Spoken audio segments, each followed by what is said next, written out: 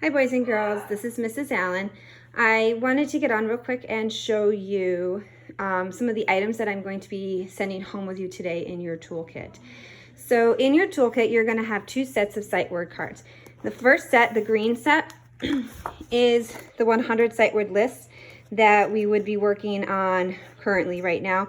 A lot of you may have gotten this back in January, February, but I'm going to send it back home with everyone again just in case. I'm also going to send home a blue set of sight words. These are actually the second grade sight words. So you could be working on these as well once you've mastered the green sight words. So cut them out, put them in a Ziploc bag, have your families test you on them, and you guys can make games. You could do fun rainbow writing. If you have shaving cream at home, you could do shaving cream as long as an adult allows you to use that. You can maybe, if you have sidewalk chalk, you can practice your words on sidewalk chalk as well. Whatever way you want to, that would be a great help to you to get you guys prepared for the next couple months and into second grade. I also have included in your in your toolbox is our blue reader's response notebook. So remember, it looks like this. We open it up. It's where there's just blank pages. We've done this in guided reading a lot, where you put the title of the book, the date, and then you write your written response, and this is where you would draw your picture. Remember, if you run out of room with your writing, because you are end of the year first graders, you can always flip it over to the back and use the back white paper, or if you wanted to continue it on another set of lined paper, that is fine too. I would suggest, if you are having trouble with the Kami assignments, that this could be a great way for you to write your readers' responses from our readings or from any of the writing assignments. And it also allows you to have some time to practice writing rather than typing or having someone else type for you. Remember to do your very best to sound out the words. Kid writing is always the best type of writing. I'm also going to include our science notebook.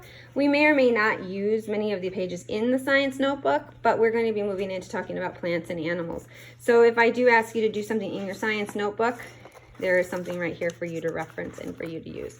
So don't use this unless you've been told to in the Google Classroom to use it. This is your comprehension notebook. A lot of you only have the red comprehension notebook, and this is what we've been using in our writing over the last couple of weeks. So if you remember, we've been doing something like this where there's day 1, day 2, flip it over, 3, 4, and 5. So we may be asking you to use this as well. So hold on to this until you've been given any directions onto using this. This is a drawing and writing book, and I had this put together for you.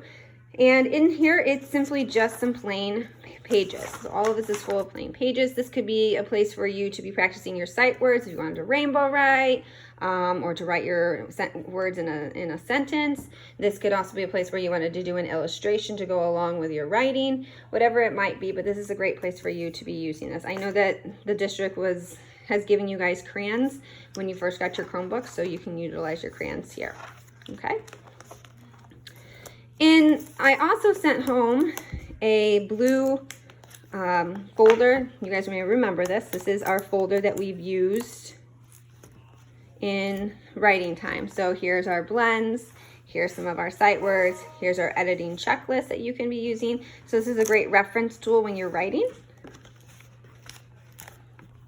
I also included our swag and how we as an editor edit, and making sure that when we're writing any type of writing, it doesn't have to just be in writing time. It could be doing our readers' responses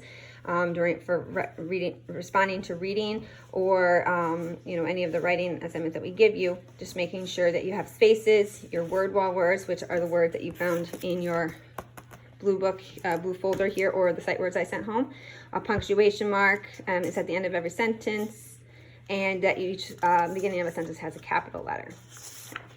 Also, here is the alphabet linking chart, just to help you with the beginning and ending sounds of words, or even in the middle. I also included in here for you a blue spiral bound book, and inside it goes through the letters A through Z, and inside A through Z has some different words that are spelled correctly for you to reference. You can always add some more of your own words. In the very back, I like it because it actually takes us through different types of words, like March, April, May, months of the year, seasons, so forth and like that. So check that out. So if you want to be writing something, maybe you want to write about a dog or about a dinosaur or an elephant, and you don't know how to spell their name correctly, you can come over to the animal section and you can usually find the animal there. So it's a great reference for you. Okay. Lastly, I included in there there's 5 of these. They are a writing packet for writing. Okay.